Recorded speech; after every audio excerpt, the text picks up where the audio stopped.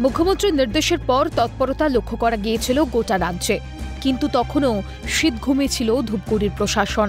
CN প্রথম তুলে ধরে ধূপগুড়ি পুরসভার একাধিক সরকারি জায়গা ও অবৈধভাবে জলাশয় ভরাট করে কংক্রিটের নির্মাণ তৈরি করার ছবি। কার্যত প্রশাসনিক প্রধানের ধমকের পরও ধূপগুড়ি ছিল ধূপগুড়িতেই, তখনও বদলায়নি ছবিটা। অবশেষে সিএনের খবরের পরই টনক নড়ল প্রশাসনের। পিডি অফিস মোড়ে আমাদের বটতলায় মাপামাপি হলো জায়গা, জেলা পরিষদের কতটুকু জায়গা ওনারা মাপছিল। তা আমি জিজ্ঞাসা করলাম যে আপনারা কোত্থেকে আসছেন বা কী ব্যাপার, কেন মাপছেন? বলছে সেটা পুলিশ প্রশাসনকে জিজ্ঞাসা করুন। বুধবার জলপাইগুড়ি জেলাশাসক ধূপগুড়ি মহকুমা অফিসে সর্বস্তরের আধিকারিকদের নিয়ে মিটিং করেন। কেন সরকারি জায়গা দখল হয়নি সেই প্রশ্ন তোলেন ডিএম। তারপরই সরকারি জায়গা দখলমুক্ত করতে বৃহস্পতিবার ধূপগুড়ির ভূমি ও ভূমি রাজস্ব আধিকারিকেরা পুলিশকে সঙ্গে নিয়ে পুরসভার বিভিন্ন ওয়ার্ডের মাপজোক শুরু করেন। রিভিউ মিটিংয়ে পদক্ষেপ নেওয়ার কথা বলা হয়েছিল এবং তারপরে কিন্তু নড়ে চড়ে বসতে দেখা গেল প্রশাসনকে।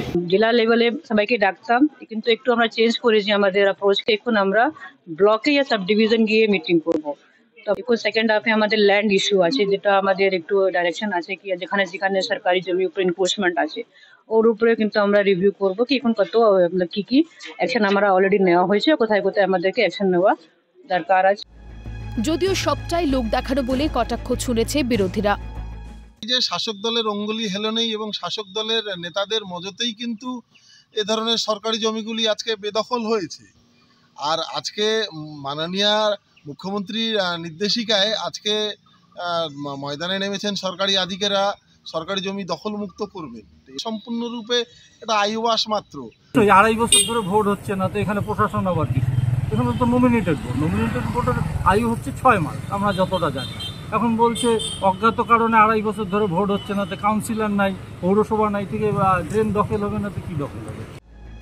স্বাভাবিকভাবেই প্রশ্ন উঠছে ধূপগুড়ি পুরসভার ঢিলছোড়া দূরত্বে একেবারে হাইড্রেনের ওপরে যেভাবে একের পর এক কংক্রিটের নির্মাণ হয়েছে তা দেখেও কেন এতদিন চুপ ছিল পুরসভা?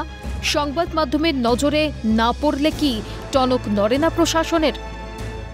এখন দেখার বিষয় আদতে কি দাঁড়ায়। জলপাইগুড়ি ধূপগুড়ি থেকে ঝিলাম দেব, ক্যালকাটা নিউজ।